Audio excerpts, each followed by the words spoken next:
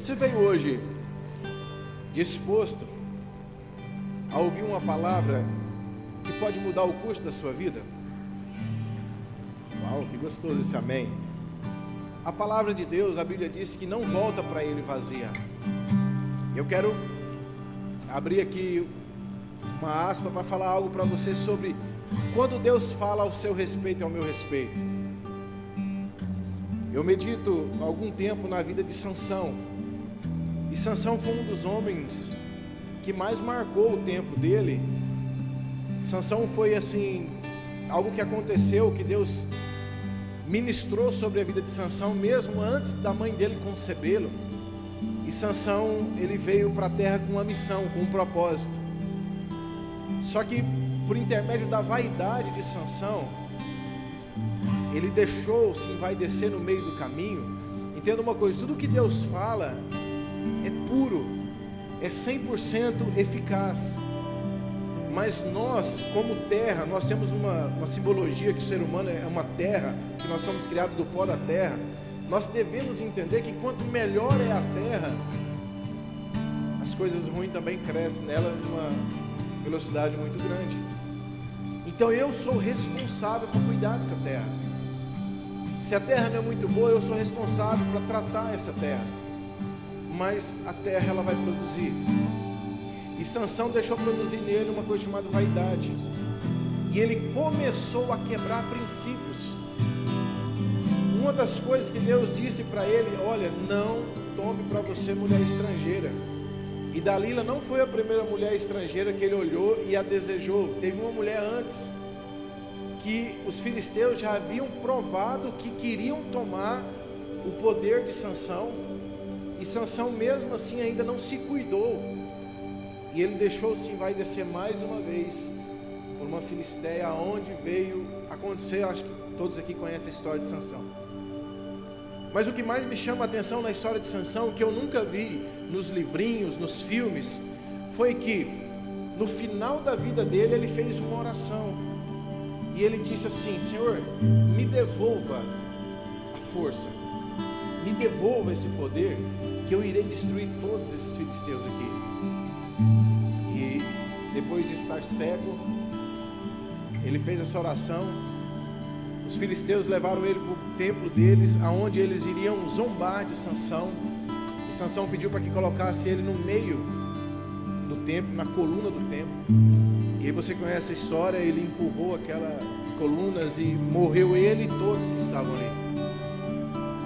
E a gente sempre ouviu a pregação dizer que Sansão matou mais na sua morte do que em vida. E essa pregação, entenda, eu estou falando isso, eu não estou falando contra ninguém, eu estou falando de uma linha de entendimento. Eu já preguei isso falando dessa maneira, sabe, dando uma ênfase e uma glória para essa atitude de Sansão. E Sansão matou mais pessoas na sua morte do que na sua vida. E um dia, eu meditando nesse trecho, eu comecei a refletir, falei assim: mas será que esse era o propósito de Deus para Sansão?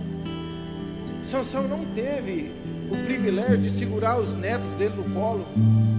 Sansão não teve o privilégio de passar instruções para os seus filhos e netos como Davi teve, como Abraão, Isaac e Jacó tiveram. Por causa de uma vaidade, o que Deus falou por intermédio de Sansão se cumpriu. Assim como Jonas, o que Deus falou para Jonas fazer, aconteceu. Só que foram pessoas que não desfrutaram do que Deus proporcionou a eles. Por que eu estou fazendo essa pequena introdução? Porque eu quero chamar a nossa atenção, inclusive a minha, para a gente entender o propósito que Deus tem para nós nos tempos de hoje. Cada dia que passa, você já ouviu falar sobre apostasia? Alguém já ouviu essa palavra? Agora eu pergunto, você sabe o que significa a palavra apostasia? O apóstolo Paulo falou para Timóteo que nos últimos tempos a apostasia ia tomar conta, sabe de onde? Das igrejas, do povo cristão. E nós não estamos percebendo, mas essas coisas estão acontecendo sutilmente. O diabo não luta mais contra o povo de Deus. Depois que o Espírito Santo desceu sobre os homens, o diabo foi parando de lutar contra o povo de Deus com espada e lança e matá-los, mas começou a gerar o engano, começou a gerar uma coisa chamada apostasia. A fé das pessoas começou a esfriar, e a gente não tem atentado para isso. Os nossos filhos hoje têm algo na mão que é capaz de mudar a mentalidade deles e apagar todos os princípios que um dia você tentou colocar no coração deles. Os nossos filhos estão à mercê de uma condição que pode neutralizar o mover de Deus. Mas escuta uma coisa: sempre vai existir um remanescente, sempre vai existir uma pessoa, um povo que não vai se dobrar diante de um Deus estranho. Mas entenda uma coisa: será que eu vou fazer parte desse grupo de remanescentes? Será que os meus filhos, a minha descendência, vai fazer parte desse grupo de remanescente?